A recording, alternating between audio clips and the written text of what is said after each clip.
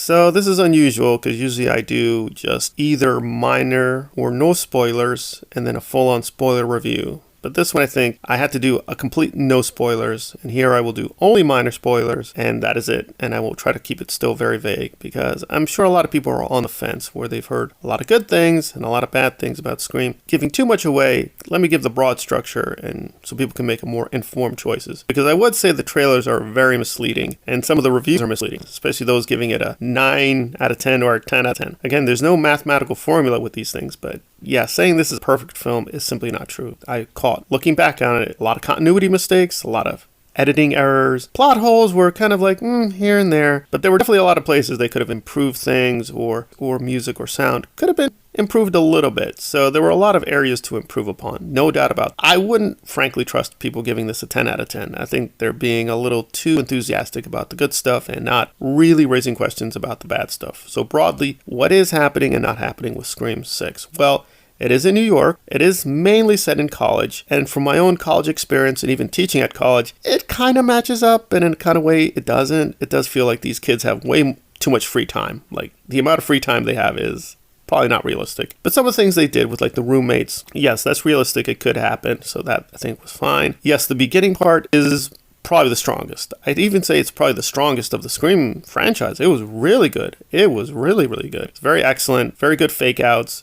I think they took time with it. You will be a little frustrated because ultimately it wasn't part of the main story, but I think as a piece, it made sense, and it does link up to the main plot in a clever way. So the beginning was very strong. I will say there are multiple Ghostface killers. I don't think that's too much of a spoiler because that's pretty obvious. You can't just do this with one killer. They do give fairly good clues at the beginning, but I would say about 30 minutes in, if you're paying attention, you'll probably guess who one of the main killers is. It's going to be very obvious who one of the killers is. And the acting by that person was good. But I would say when we do the revelation and the person has to give away the game and explain the motivations, that was very flat. The acting was very hyperbolic. It was very melodramatic. I didn't like it. I didn't believe it. And the actions of the killers are sometimes puzzling. Like their stabbing motions don't make sense. It's a very brutal film. So that brutality, if you like that kind of stuff, is shown. It is consistent, but the Ghostface style doesn't make a whole lot of sense sometimes. Like the Ghostface kill will directly do stabbing motions. Sometimes they are lethal. Sometimes they're not lethal. I mean, we're talking like 2 stabs will kill someone in some cases, but in other cases, they just keep stabbing someone. Doesn't seem to affect them. And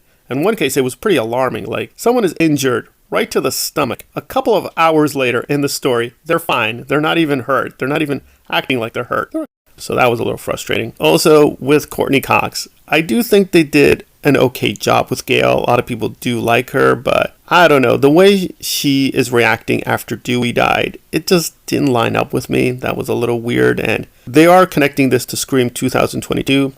I think it could have done better. I do think that could have been done better in bridging the 2 films, but a lot of it did make sense, but Gail in particular, I don't think made sense. She just is acting very radically different from before. They do explain why Sydney is gone. Frankly, that created more problems for me, but it is what it is.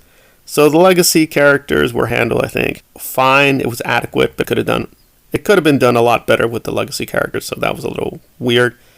In terms of the core, for the most part, it's pretty strong. Make fun of some political correctness at the end, and I think that's very much in tune with Scream, so I thought it was pretty funny.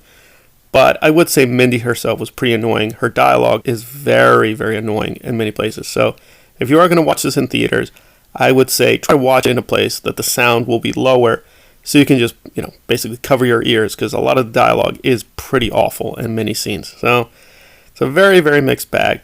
I do think the good stuff may justify paying for the ticket, but you have to check your budget. I'd say this is a film worth about $7, $8, $9, but if you're paying $30 to $50, you may be paying too much.